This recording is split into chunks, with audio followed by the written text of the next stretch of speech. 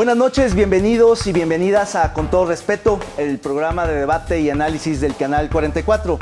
Hoy tenemos muchas cosas que comentar y que discutir.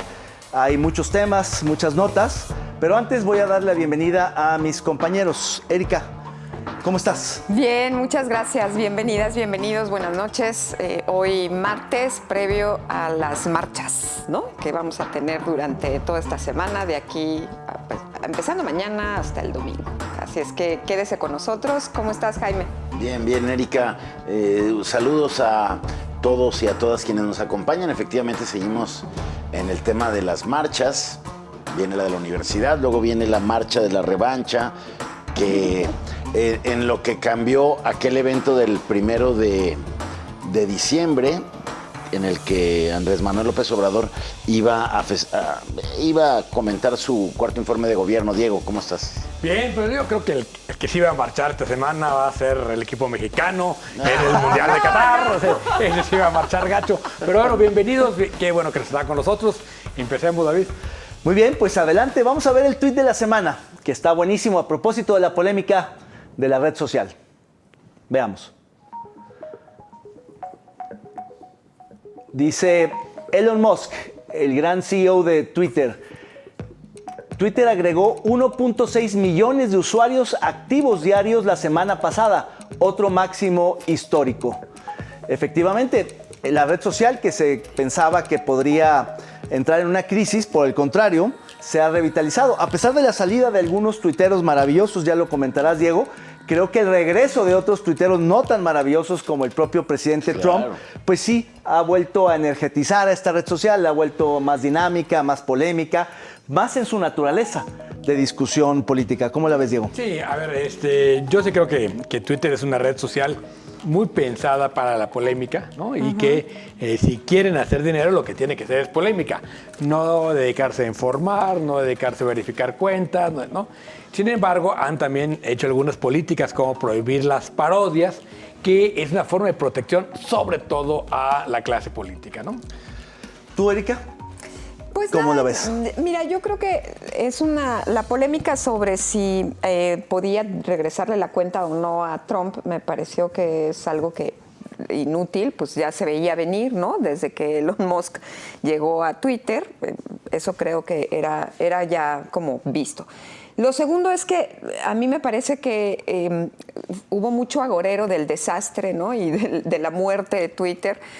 Unos mensajes tan ridículos, perdón, discúlpenme, pero eso de si mañana cierran Twitter y no me vuelven a ver, piensen que aquí hice muchos amigos, pues ¿qué les pasa, no? Los agoreros de la caída fueron y si terribles, sus amigos en Twitter, que vaya a ver un psicólogo, ¿eh? Sí, le urge ver un psicólogo.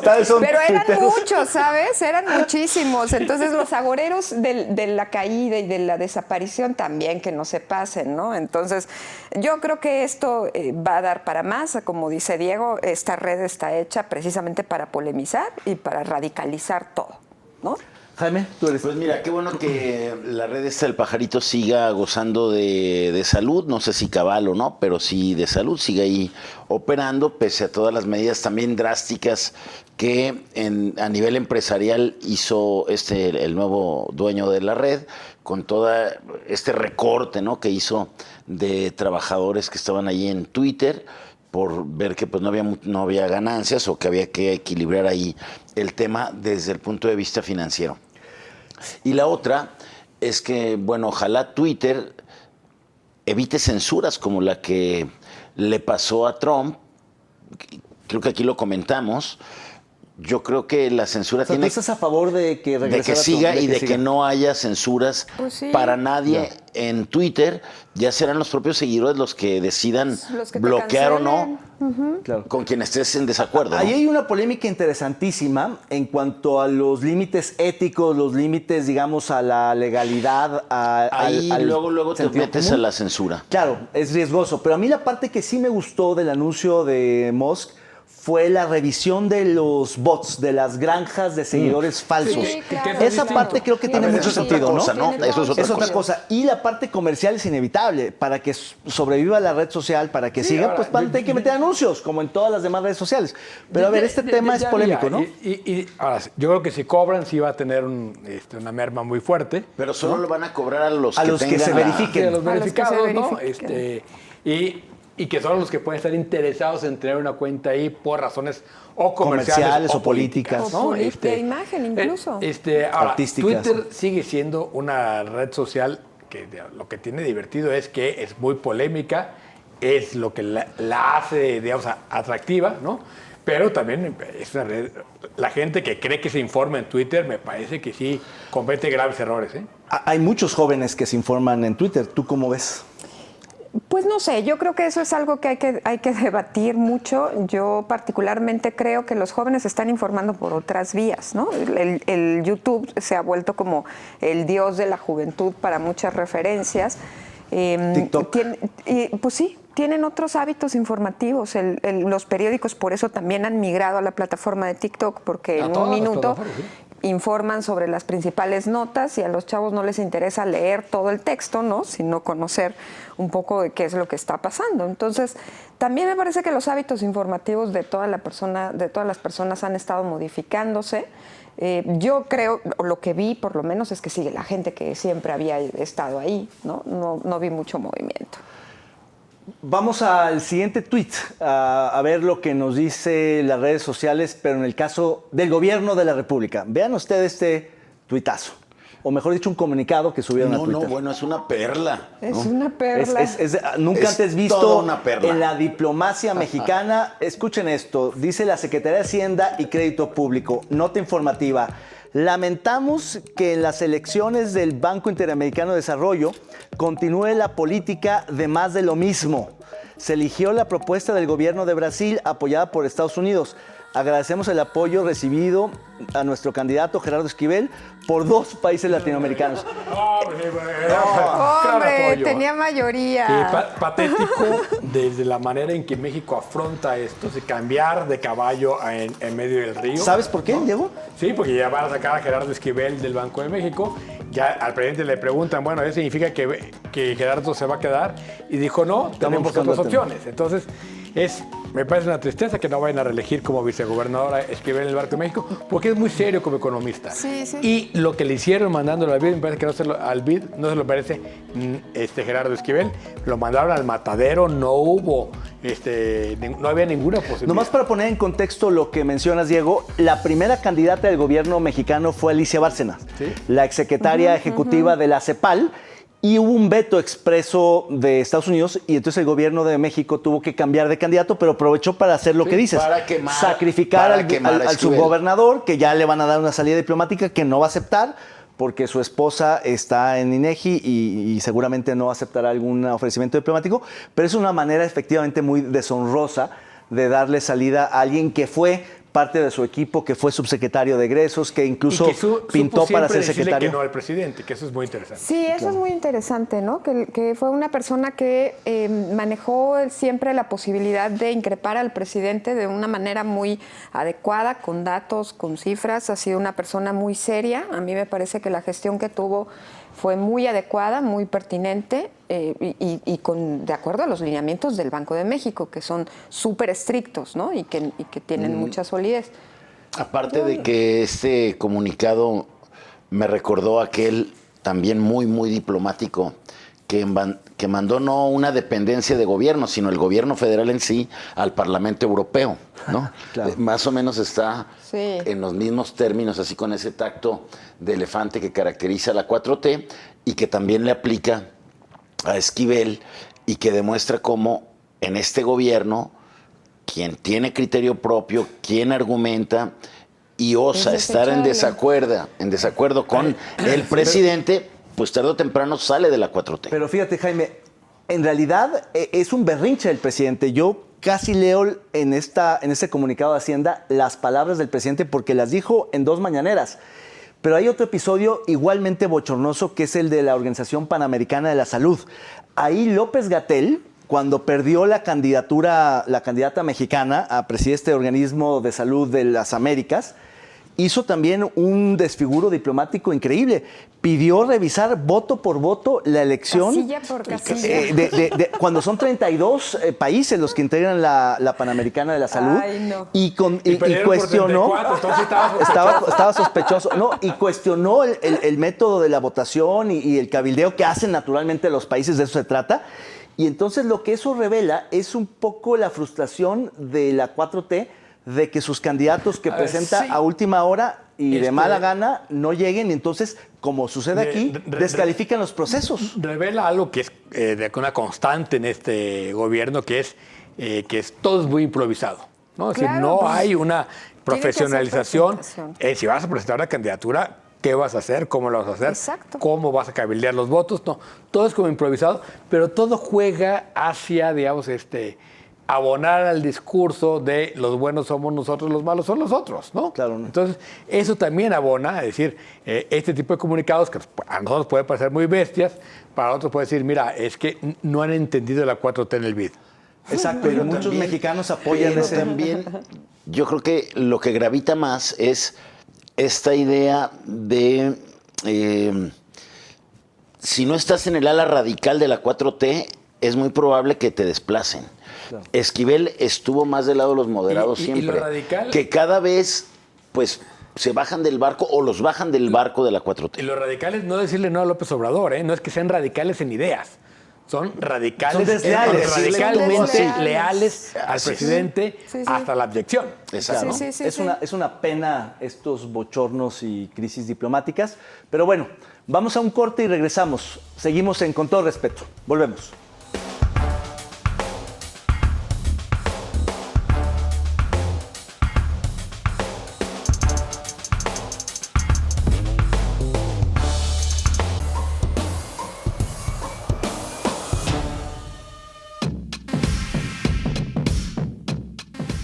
La marcha por el INE rinde frutos. En un cambio de viraje, los partidos Acción Nacional, Revolucionario Institucional y de la Revolución Democrática afirmaron que sí van a ir en coalición para la elección más importante del 2023, el gobierno del Estado de México.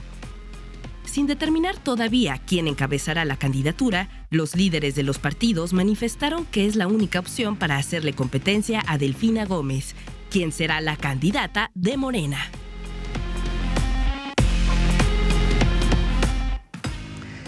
Efectivamente, uno de los efectos inmediatos de la marcha en defensa del INE fue la rearticulación de la oposición. No es gratuito que el presidente le haya molestado tanto esta marcha porque sabe lo que significa políticamente. Se revive la Alianza para el Estado de México, una alianza que muchos veían quebrada tras la propuesta del PRI de apoyar a la Guardia Nacional, y también en Coahuila. Según las encuestas del Financiero, en los dos estados la alianza estaría por encima, visto por partidos. Todavía no hay candidatos de ninguno de la alianza. Jaime, ¿cómo ves el tema? Mala noticia, ¿no? Mala noticia para el presidente. Buena noticia para el país, creo yo. La gran preocupación era que este golpe al INE se lograra por el PRI, que finalmente presionaran tanto desde la presidencia del PRI que pasara lo que sucedió con el tema de cómo pasó, cómo se amplió la presencia de los soldados en labores policiales. Entonces, en ese sentido, qué bueno que el PRI regresa a esta alianza junto con el PAN y el PRD y otros partidos que puedan convocar, y que se haga nuevamente un contrapeso a la 4T en el tema del INE y que haya competencia electoral para esas dos elecciones estatales locales del próximo año. Para mí la mejor noticia es justamente el cierre de filas, no en torno a una elección o un candidato o una coalición, sino en torno al INE. Creo que el objetivo de la marcha era ese. Claro, de rebote permitió rearticular a la oposición y a la alianza, pero en principio la idea de la marcha, de los convocantes y promotores de la protesta, era obligar al PRI a definirse. Y como Alito fue a la marcha, abuchado y con un cinturón de seguridad brutal, pero se la jugó, se comprometió. y él mismo, digamos, se amarró como Ulises al mástil para no escuchar el canto de las sirenas de Morena y quedarse en el mismo barco que el PAN y que el PRD y que la sociedad civil que lo convocó. Entonces creo que esto ha permitido que ya se hable de que no va a pasar la reforma electoral constitucional, pero por eso el presidente está planteando el plan B, que me parece peligrosísimo. Que ahorita platicamos de él, pero sí, siguiendo la metáfora de David, de repente, para no voltear a ver a la medusa desde Campeche que le tira absoluta carrilla sí, cada medusa, martes, ¿no? Sí, es una medusa, Es una ¿verdad? medusa, La medusa hora del felina. La de la hora del jaguar. Pues mira, yo sinceramente creo que no sé por qué tengo la sospecha, pero el propio Alito tenía como esa necesidad de que algo lo amarrara, ¿no? Como que decía, agárrenme porque si no me les voy. Agárrenme, que Exacto, o sea, sosténganme. Sí, Entonces se sostenía a sí mismo y él oportunamente y de manera oportunista vio el hecho de la marcha como eso de decir, pues ya ven, yo no me puedo ir para otro lado, ¿no? Y ver de qué manera ahora se le ocurre que puede negociar lo suyo, porque el tema es que él tiene que negociar lo suyo, lo cual significa el fuero o que no le hagan nada o que le den una embajada o cualquier otro tipo de cosas, ¿no? Sí, a ver, revive la alianza, electoralmente son competitivos en estos dos estados. Eso está bien. Si ganan estos dos estados o los pelean, revive también la alianza para el 24 y va a obligar también a MC de alguna manera a definirse, porque si se polariza demasiado la elección, MC no sería conveniente ir por su cuenta. O le quedaría el papel de Esquirol. Claramente quedaría fuera de lugar en el papel de Esquirol. Pero entonces eso lo presiona muchísimo. MC va por el crecimiento de sus posiciones y si va solo y se polariza la elección, va a quedar por abajo de lo que tiene actualmente y no le conviene, ¿no? Ahora, la pregunta es, David, si eso sucede, ¿tú ves una alianza competitiva en el 24? Sin duda, me parece que es clave la decisión de MC, porque efectivamente hay dos escenarios. Uno en el que le hagan sándwich y lo reduzcan, y porque se polaricen las posiciones y la gente diga el voto útil, ya sea para que se quede la 4T o para que se vaya la 4T, va a ser plebiscitaria la elección del 24 o no, y entonces se vaya medio a tercios, con distintos tamaños, pero que gente diga, no, yo estoy harta de unos y de otros, voy por una tercera vía, que es a lo que le apuesta MC. Eso nadie lo puede, digamos, controlar ni prever. Eso sucede en la dinámica misma de una contienda electoral, sobre todo hacia finales, es decir, cuando ya haya candidatos. Yo creo que va a ser clave la salida de Monreal ahora, ya está casi anunciada, y sobre todo, finalmente, la configuración o reconfiguración de la alianza con el PRI. Porque el PRI suma militantes, suma números, pero no suma candidatos. Los candidatos los tiene MC y de alguna manera PAN, que sería quien llevaría para la presidencia. Para eso tienen que darle las dos en esta elección, Jaime. En la del 23. Claro. A ver, lo que yo también creo que influyó es que la reforma al INE implicaba también una pérdida para los partidos. Perdían todos, hasta Morena. Entonces yo creo que eso fue un estímulo, un incentivo para que Alito se la juegue. Y yo creo que lo interesante va a ser si la 4T, Morena y la Mañanera y el presidente no abren fuego otra vez contra Alito, ¿eh? Seguro. No, o sea, va a pasar. Que vuelva a salir en la hora del jaguar, Va a pasar, que le va a reactiven pasar. el juicio político Va a en pasar. la Cámara de Diputados, que se activen las denuncias en la Fiscalía de Campeche, en fin. Mira, yo sinceramente creo que sí veo a la alianza competitiva. A mí me parece que también alcanzaron a leer y a entender ese mensaje porque lo vieron en las calles reflejado, ¿no? Si bien la marcha salió a defender una institución por primera vez en la historia de este país, porque siempre salimos a protestar en contra de alguna de ellas, pues lo leyeron muy bien. Ahora, a mí me parece interesante dos cosas. Me parece interesante que la alianza se pueda permitir plantear un escenario competitivo al interior de altura, ¿no? A mí me encantaría ver debatiendo en un proyecto de trabajo a todos quienes han dicho que quieren, a Beatriz Paredes, a Ildefonso Guajardo, a todas las personas que tienen ahí. Me encantaría ver cómo definen el método de selección, porque ir a unas primarias me parece muy bueno. Yo sinceramente Sería calentar el ambiente. Sería Claro, espectacular yo sinceramente que creo jugaran. que les jugaría muy bien el asunto. Y la otra parte es que curiosamente la 4T es la que revive el llamado voto útil, que va a tener un sentido máximo en la próxima elección. Entonces yo creo que es un gran cálculo. Ahora el tema es cómo lo dirimimos, ¿no? Cómo lo organizamos y cómo hacemos que este escenario sea en realidad también paradigmático y que siente precedentes, porque entonces también tendríamos que sentar un precedente para todos los demás procesos electorales si es que podemos ir a las primarias y decidir con quién sí, ¿no? Creo que es muchísimo pedir a nuestros partidos políticos, Claro, pero también tienen que crecer. al nivel de nuestros opositores, una muestra Pero lo han hablado, de apertura democrática como tal. No los veo ni me parece probable. Pero lo han hablado, ¿eh? Tiene una desventaja, diría yo, la primaria para esta alianza. Yo estando a favor de las primarias, me parece que sigue siendo el método más democrático y sería el más que más les permitiría mover el agua. Es que el candidato debe, entre otras cosas, ser alguien que garantice la alianza, ¿no? Y que garantice la alianza requiere, digamos, un trabajo político. Y normalmente esos políticos suelen ser los peores candidatos, ¿no? Sí. El caso es claro. Como Santiago Krill y ese tipo de... Biden, ¿no? Es decir, Biden ganó y por muy poco, una elección muy cerrada, pero lo que hizo Biden fue articular a los demócratas, ¿no? Claro. Acá articular a 3 o hasta 4 partidos distintos sí requiere una... Yo creo que va a terminar Ese con un tejido método... fino se tiene que trabajar durante el año, ¿no? Yo creo que va a ser un método mixto. Van a ir una suerte de primarias muy light, donde van a, digamos, tratar de calentar y movilizar un poco el voto. Van a ir con encuestas y van a ir a una mesa de negociación.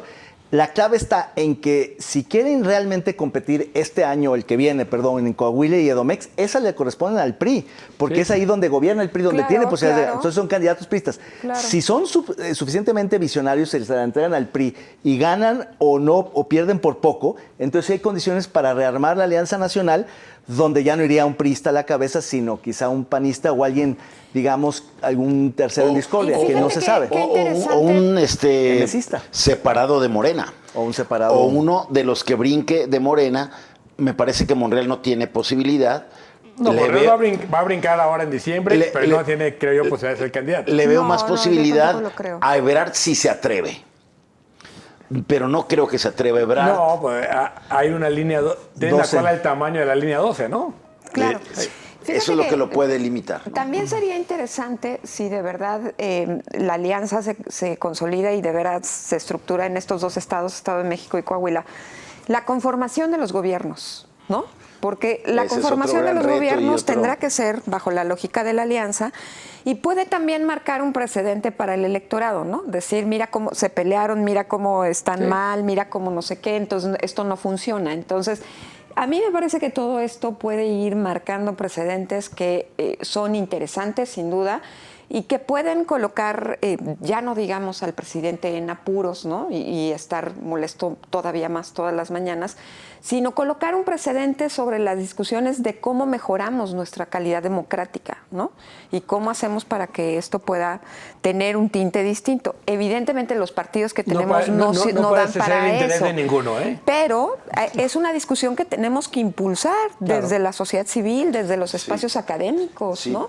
No podemos permitirnos que la calidad democrática sea tan deficiente. Lo que ocurrió esta semana, las últimas 2 semanas, y el regreso del PRI y la apertura del PAN y del PRD de volverle a abrir la puerta a un cuate que los traicionó terrible en el tema de la militarización, creo que sí le preocupa al presidente porque ve otra vez la posibilidad de que se cree ahora sí un TUCOM, ¿no?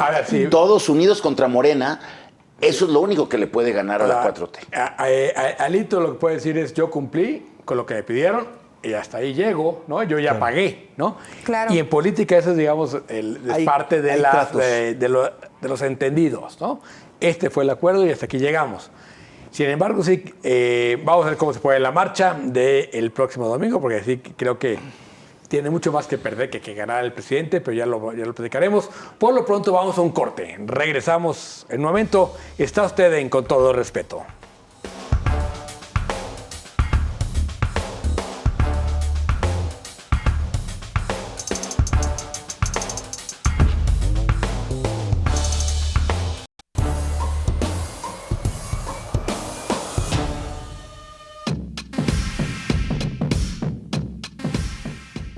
Este sábado, el rector de la Universidad de Guadalajara, Ricardo Villanueva Lomelí, acudió al Palacio Legislativo para tratar de convencer a los diputados de la necesidad de aumentar el presupuesto universitario para el siguiente año. Después de más de 3 horas, el rector se marchó con las manos vacías y más ataques que propuestas. Los diputados le recriminaron la falta de transparencia en las empresas universitarias, la violencia de género al interior de las escuelas y hasta la falta de papel de baño.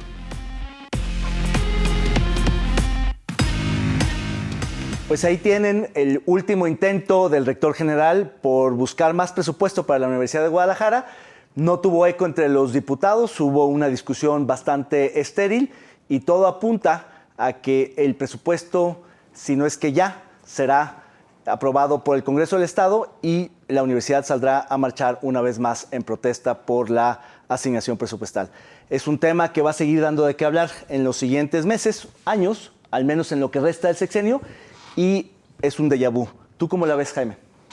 Bueno, lo de las exigencias universitarias y las salidas a la calle para exigir presupuesto son cíclicas, ¿no? Lo comentábamos aquí la semana pasada, pero creo que esta vez se dan en un contexto de, pues, en una relación totalmente enfrentada con la autoridad, entre la autoridad universitaria y la autoridad estatal, que tienen pues más de un año con un abierto enfrentamiento, principalmente por el tema del presupuesto, pero que también tiene que ver con diferencias políticas entre el grupo alfarista y el grupo padillista que domina la Universidad de Guadalajara desde hace más de 30 años, ¿no?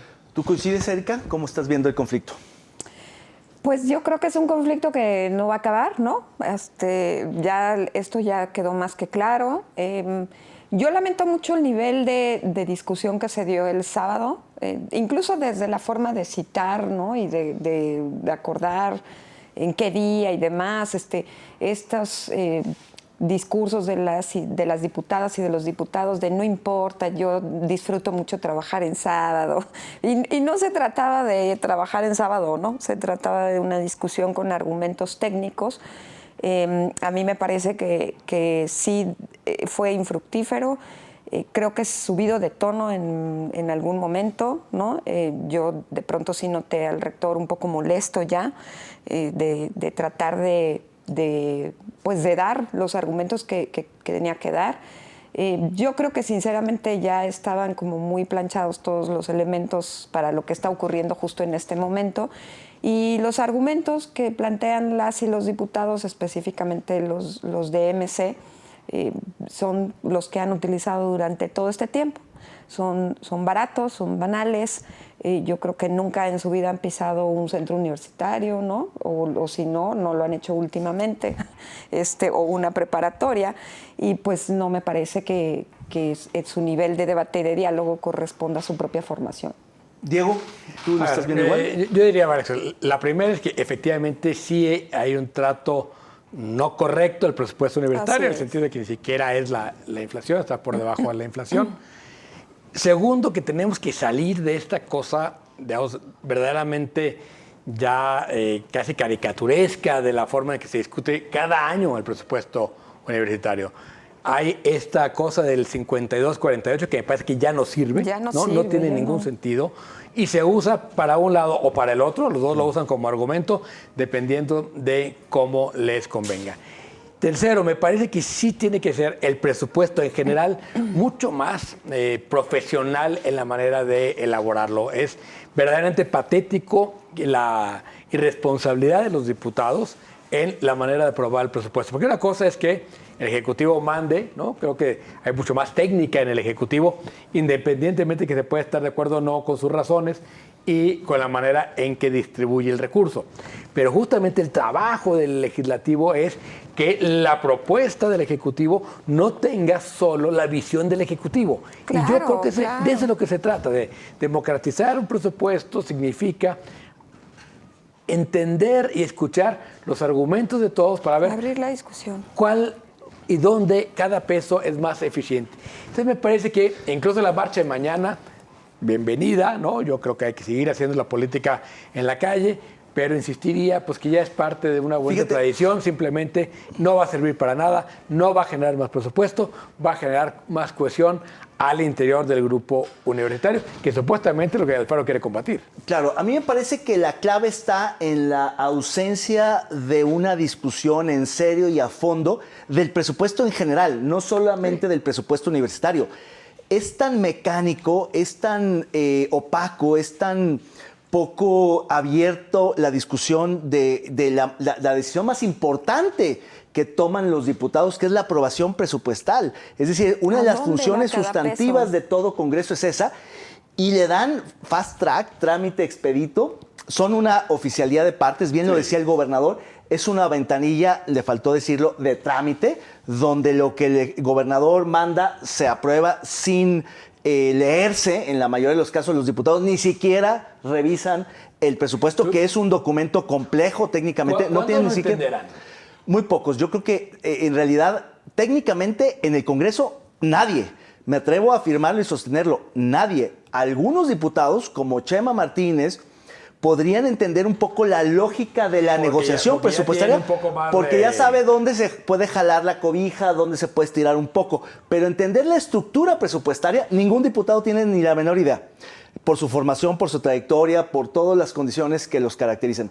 Ahora bien, hay instancias que deberían de ser una chamba importantísima, como la Secretaría de Planeación y Evaluación, u otras instancias del Gobierno del Estado, que deberían de proveer a la opinión pública elementos para poder definir si las asignaciones son correctas, son eficientes, tienen impacto, cómo se evalúan. Es decir, son presupuestos absolutamente inerciales cuando no políticos. Es decir, le suman, le restan a partir de criterios estrictamente políticos o personales, porque lo que estamos viendo en el recorte que le hicieron a la Universidad de Guadalajara, que es irrefutable, pues es absolutamente un tema de capricho personal, de un pleito personal, ¿no? Y a todos estos vacíos y lagunas que has expuesto, para analizar el presupuesto, para hacer un ejercicio mucho más democrático, más abierto, le sumamos esta polarización a la que te refieres, en la que el Congreso, las y los diputados, en vez de contribuir a distensar ese tema, pues son parte de la polarización, al ser una bancada mayoritaria totalmente sumisa, desaparecida, y que se ha llevado con ello, junto con sus aliados, e incluso con el principal opositor, que es Morena, a un tema de incondicionalidad al Poder Ejecutivo, que lo tiene borrado al Poder Legislativo. Y en este pleito también, con la Universidad de Guadalajara, el Ejecutivo también se ha echado y ha alineado al Poder Judicial.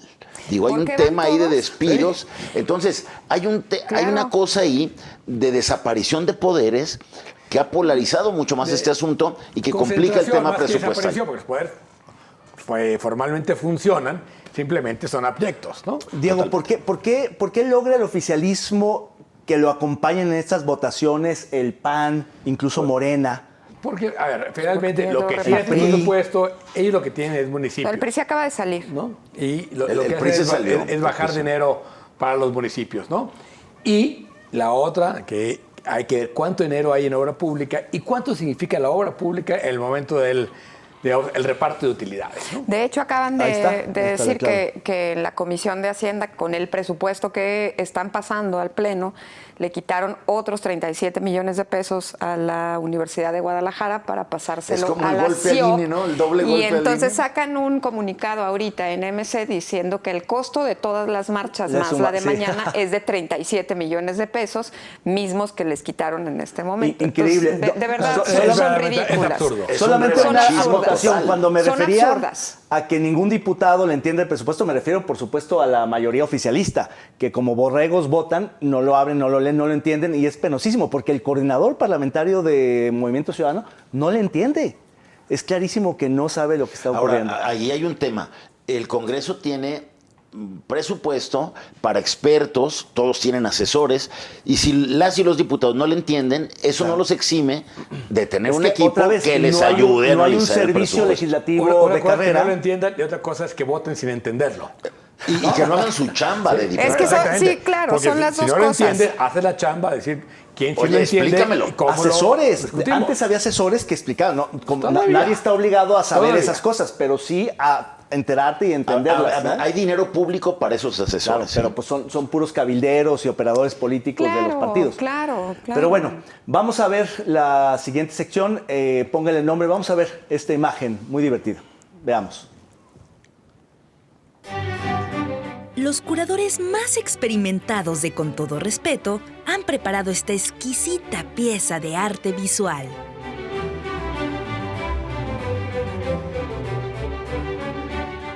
Usted, póngale el nombre.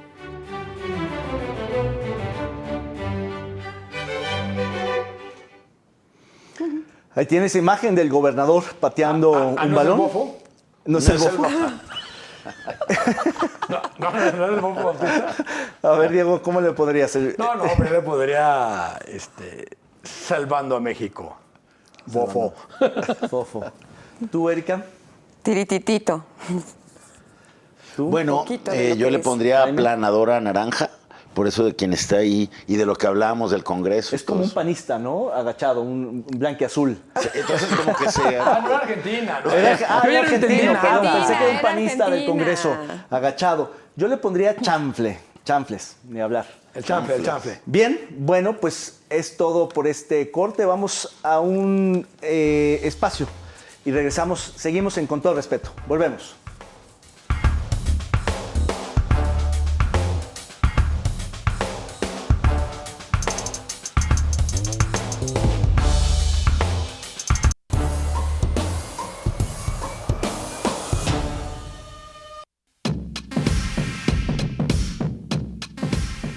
Comenzó la justa mundialista con más temas sociales que fútbol. Las restricciones a los derechos humanos que se viven en Qatar han hecho que artistas cancelen su participación, que la selección iraní se niegue a cantar su himno nacional y que políticos busquen llevar agua a su molino. Serán 4 semanas donde el tema será Qatar. Empieza el destape de fichas de cara al 2024. Diputados que quieren ser alcaldes, alcaldes que buscan ser gobernadores, gobernadores que sueñan con verse en la boleta presidencial. Faltan 18 meses para el proceso electoral y en camino está la Feria Internacional del Libro, que además de ser el evento cultural más importante del año para el mundo hispanohablante, también es un escaparate político donde se tejen acuerdos y se hacen apuestas. ¿Qué nos separa la FIL 2022 en materia política?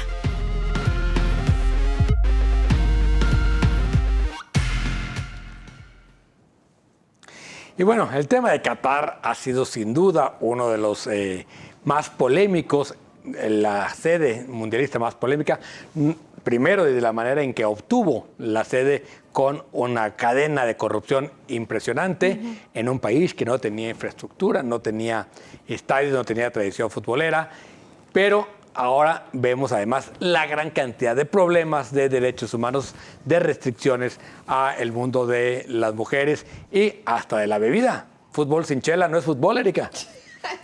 Cómo ha sido un gran debate, ¿no? El tema de a qué horas las chelas y dónde sí puedes y dónde no puedes, bueno, X.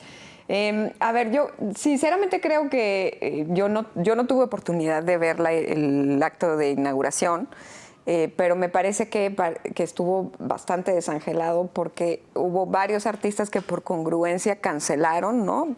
Y me parece que es muy valiente decidir, no voy, porque yo sí creo en las identidades libres, ¿no? Y en los derechos para todas las personas. Eso en principio. Y lo segundo es que también yo creo que algunas elecciones intentaron utilizar símbolos, ¿no? En términos de salir con algunas pulseras de colores de arcoíris o algunas etiquetas, y también eso está como muy, muy mal, ¿no? Sin embargo, para ellos. hubo una amenaza que si lo hacían los iban a multar. Exacto. Los que sí pudieron fueron los de Irán, David, que se negaron a cantar el himno en protesta contra las autoridades de su país. Claro, que fue un caso distinto a los que comentaba Eric. Eso Es es decir, maravilloso, en su mayoría fueron protestas frente al gobierno de Qatar por las restricciones y los abusos y demás. Pero en el caso de la selección iraní fue interesante porque lo que está ocurriendo en Irán Con las es mujeres. gravísimo, mucho más grave.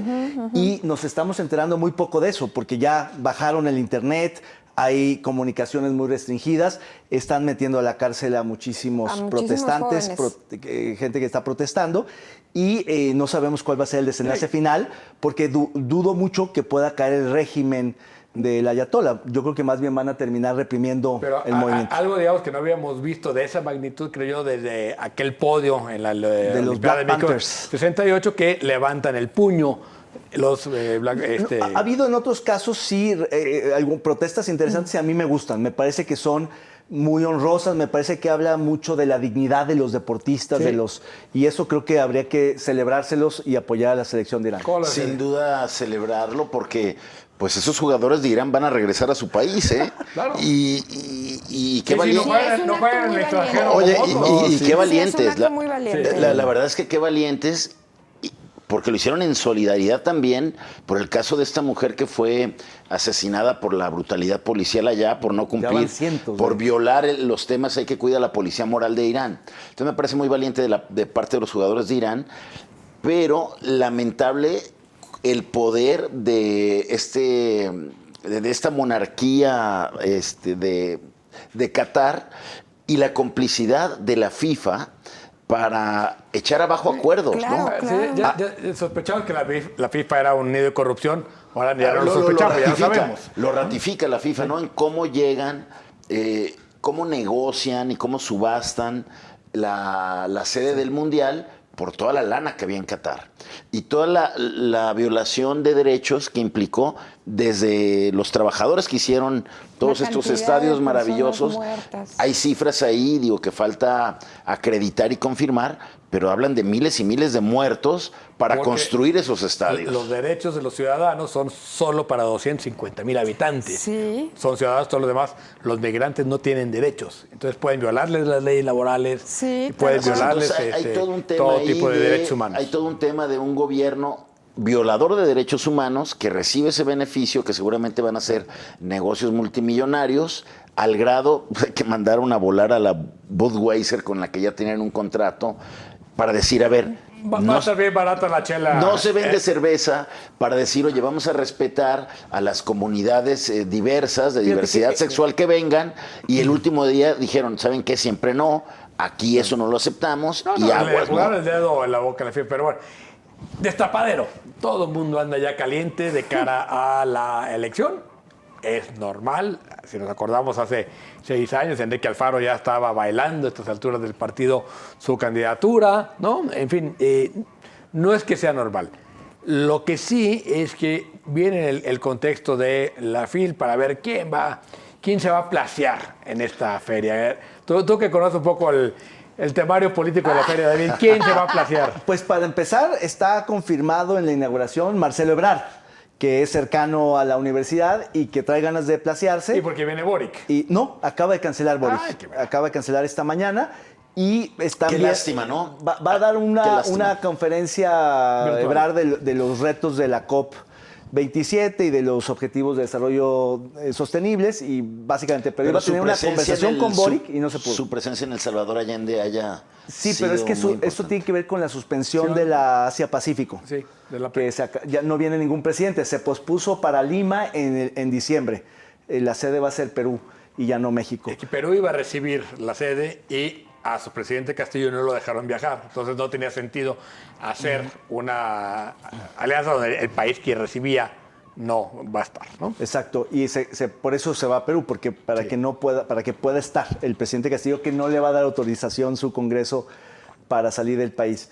El otro que viene es Monreal, en algún momento de la semana, ya se le está complicando porque el 27, que es quizá venga hacia finales de la FIL, va al extranjero Monreal porque aprovechó que no va a la marcha con el pretexto de que tiene un evento en Madrid La parlamentaria. y se va la a interparlamentaria Europa. México-España. ¿Y quién Qué más? conveniente. Sheinbaum no está programada. ¿Y de los localitos? Yo creo que Lemus está considerado para la inauguración. No estoy seguro ¿Sí? que haya confirmado. Supongo que sí. De gobierno del Estado, esa es la gran pregunta. Si va a ir o no Enrique Ibarra otra Pedrosa vez. en representación del gobernador. Evidentemente Alfaro no iría. Pero la pregunta es si va a ir Enrique Alfaro o va a ir Lourdes González, la Secretaría de Cultura, o van a mandar algún representante. Vamos a ver. Pero como plato fuerte en la inauguración es Marcelo Ebrard. ¿Tú cómo la ves, Erika? Yo creo que la FIL es un gran escaparate para todo mundo, siempre lo ha sido, ¿no? Claro. Es un tema muy interesante. Evidentemente ni siquiera compran un libro, pero ahí se la van a pasear, ¿no? En todos los espacios. Como sea, la ciudad siempre se disfruta mucho con la Feria Internacional del Libro, que es absolutamente emblemática, ¿no? del estado de Jalisco ya, y que tiene ya un reconocimiento muy, muy importante.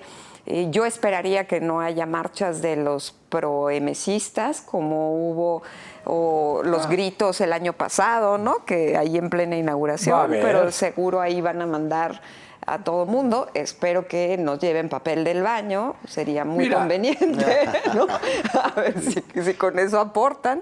Entonces va a ser un evento muy interesante. La ciudad gana mucho. Siempre la fila ha sido una caja de resonancia importante. Yo creo que también ahí se va a seguir con el debate del INE.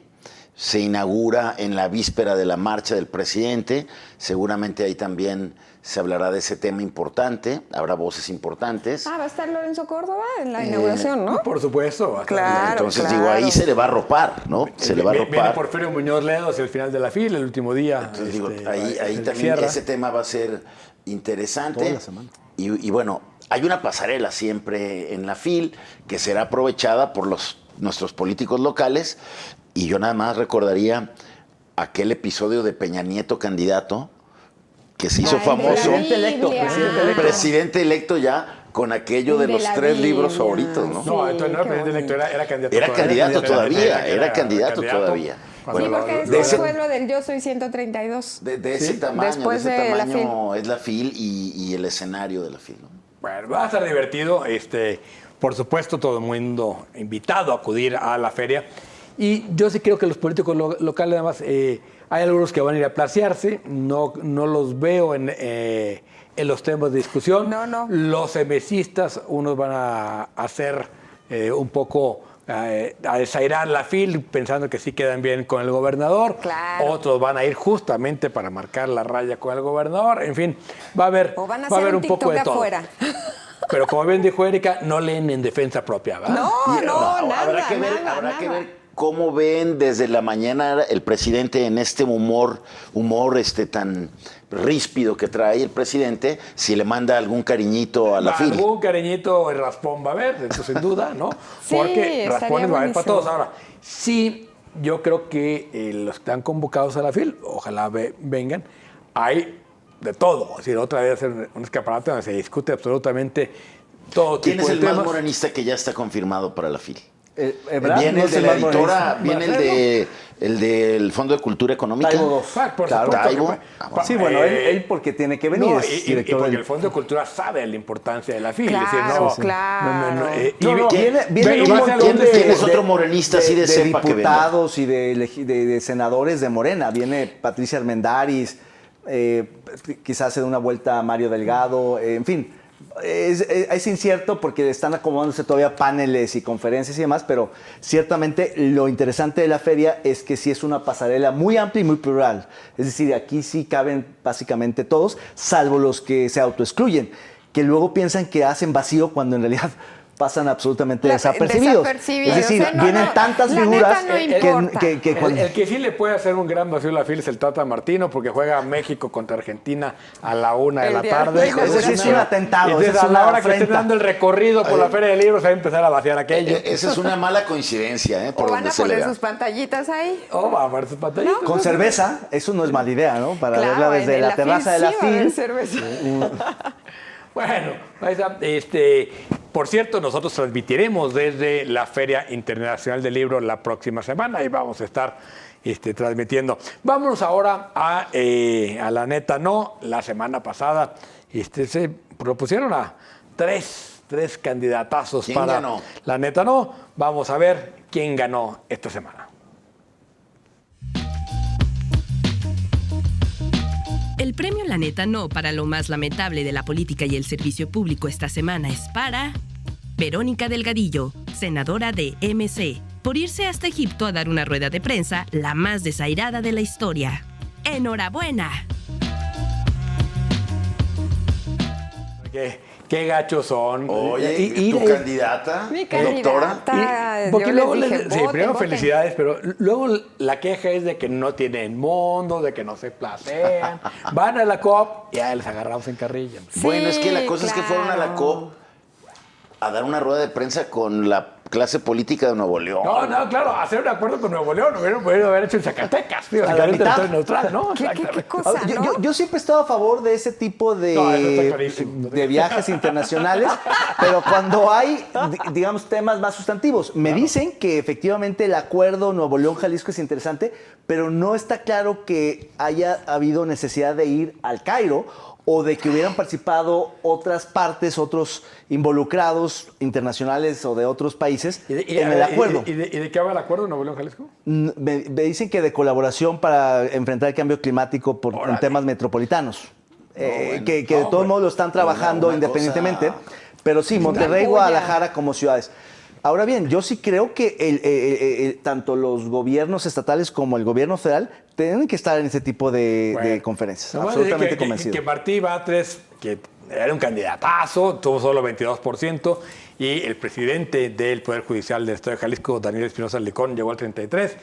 22, 33, 44. cerrada. Además, los números muy atinaditos. ¿A quién vas a proponer esta semana, Jaime? Bueno, ya había propuesto yo por este tema a las y los diputados, pero creo que ya son clientes de algunos de ustedes. Entonces hoy voy con los dirigentes de MC, de Morena, del PRI, del PAN Y del Verde. y del Verde, los 5 dirigentes locales de estos partidos, por haberse hecho de la vista gorda y recibir la nota que Más va a implicar dinero. gastar 3 veces más en partidos el próximo año no electoral en Jalisco. Yo sí quiero postular al gobierno de Qatar, porque como lo vimos en la cápsula, sí me parece que hay que denunciarlo, hay que señalarlo, porque sí, no es un lugar que debería ser sede de un juego o de unos juegos ¿qué mundiales. tal cantarán las rancheras los del país invitado de la FIL? Son vecinazos, ¿eh? Que le corten la cabeza. Yo voy a diputar a la bancada naranja. ¿A diputar o qué? Sí, ¿verdad? No, perdón, me hice bolas. A las diputados de la bancada naranja. Esto Por me el papelón que han venido haciendo a lo largo de todo este tiempo, pero sobre todo por las discusiones en torno al presupuesto y el albazo que seguramente están dando en este momento para su aprobación. Yo voy con el secretario de Gobierno, don Augusto López, que otra vez hizo papelón al decir que la marcha en defensa en línea había sido una caricatura de marcha. Este afán de que quien debe ser el gran conciliador de la nación se convierte en el... El matraquero El mayor. El matraquero mayor. el, Esa es buena. El matraquero mayor. El peleonero de esquina del presidente, ¿no? Eso es como verdaderamente de muy poca monta.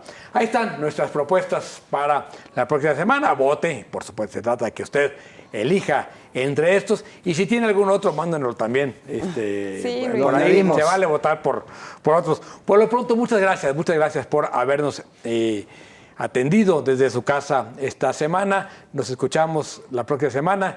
Nos vemos la próxima semana desde la Feria Internacional del Libro de Guadalajara. Buenas noches, vámonos.